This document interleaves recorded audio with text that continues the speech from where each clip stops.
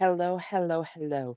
In today's video, I'm going to be teaching you the difference between playing to learn and playing to win. First of all, why does this matter?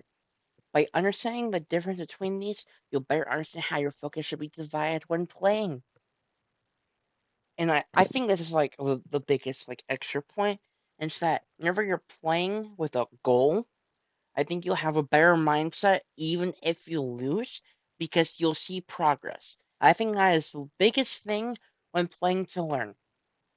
I think people focus too much on playing to win, and they see that end result, and they see that they got a silver number next to their name, and they're like, "Oh my god, I just lost so much GSP," or "Oh my god, I just lost that match. I never lose to Yoshi's," or just anything like that, or "I got cheesed at 60," whatever.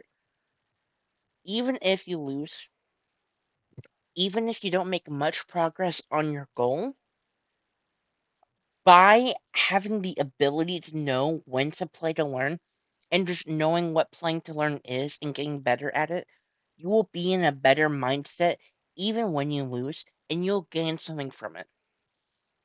I think another great thing is that whenever you're playing someone worse than you, that is such a perfect time to start doing that.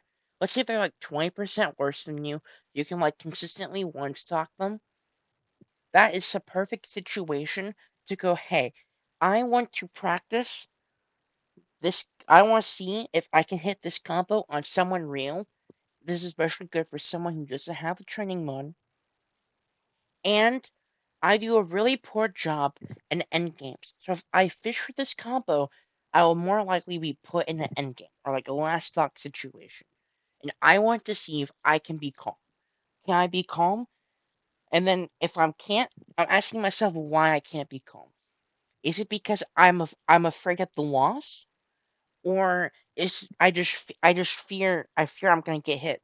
I fear I'm gonna make a mistake, or do you just do something stupid and get called out for it? There's so many things, you know.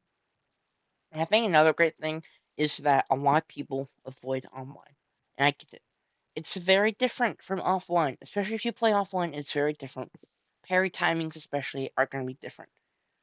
But I think this is a great use for online. Just playing to learn, not taking it seriously. Like, I don't care. You can make it an alternate start GG account. Just enter a Wi-Fi tournament once in a while. I think if you use like Elite Smash, I think other methods of practice is pretty good. I will clarify that later. But yeah, playing to win. This is so simple. Everyone does it. Every casual and any like competitive player, anyone at any level has done this. You're just trying to go, hey, this guy's doing that. And you're trying to figure out as much as, hey, that guy's doing that. And then you punish them for doing so before they do it to you. And you try to take all their stocks. Or you're trying to score as many goals as you can in Rocket League. You're trying to get more goals in the end. It's just like the intuitive thing. You want that gold number one. Because if you don't, you're a loser. You're, and I'll say you're not actually a loser, but you kind of feel like one sometimes, especially whenever like you're fighting like your siblings and you're young, like you lost. Um, and whenever you're playing to win, you cannot focus on how to overcome problems. You need to hammer in your brain during practice time the solutions, and they need to feel natural.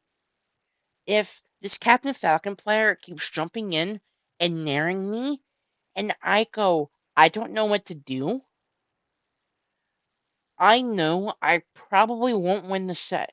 I'm still gonna try my best, but I know by then I know what I need to focus on in my next practice session and figure out the solutions to this and hammer this in.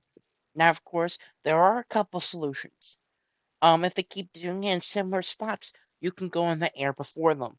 I'm a sword player with bad frame data, so I have to go in the air before them. You can dash away and then punish the A landing. There's like a couple things you can just shield it and then add a shield punish it. Like there's usually multiple answers to a solution. And if you can get all those hammered down, one, you'll be harder to read, and two, you won't be losing from that interaction as much. Now, yeah, I forgot I put this you one. Yeah, this is an example. He's in the air, you're on the ground. What do you do here? Well, you can either dash away, get out of this like spot where he's gonna nair you, like falling near you, and then you can punish him back, or you can go in the air and try to contest, or go in the air and dash back that way, or you can just shield, or you can just roll towards him as he lands. There's so many options you can do here. Now, playing to learn. This one is something that most people don't even think about. You don't really think about playing to learn. Like you say you want to learn a game, like you say you want to learn Smash Bros. Whenever you and your siblings fought when you're young, I can promise you, y'all were not learning Smash Bros. But yeah, playing to learn does not mean playing to lose. Winning is just not the main purpose of your play session. The win result does not matter as much to you. And it can be a variety of things. I think a big one for Robin players is breaking your arc fire habit because it seems really good and then you realize it's kind of crappy. Implementing new tech into your gameplay. You might be able to do it in training mode. Like I want to hit it in real matches. I want to figure out what situations is actually useful for it.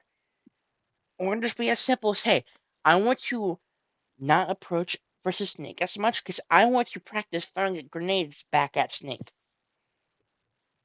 Um, and when it comes to breaking habits or focusing on something under the grip of fundamentals, there's often multiple ways to learn them. Because of this thing I was talking about earlier was like like weird methods. And playing with actual people, you can become a top player just by playing people, not entering the training room once. You can enter the training room. You can fight a CPU. A lot of people underestimate this. If you want to break a bad habit and you can't handle losses, fight a CPU. And I promise you, like if you lose to CPU, you feel kind of dumb, but you're like, it's not a real person. Doesn't really matter, right? Versus like, oh, I lost to this O2er. And some CPUs are scary. Like CPU Kazu can be kind of scary. He was like PR'd in a region at one point. Fun fact. Like playing random characters is a big one. I know a lot of people do this. I used to do this a lot whenever I was focusing on my fundamentals and just like my general decision making, and this helped me a lot. And you can even go for something as crazy as playing without a button, without the shield button. I know a Zelda player, I think called Aniel, and they practice Zelda um by playing with no specials.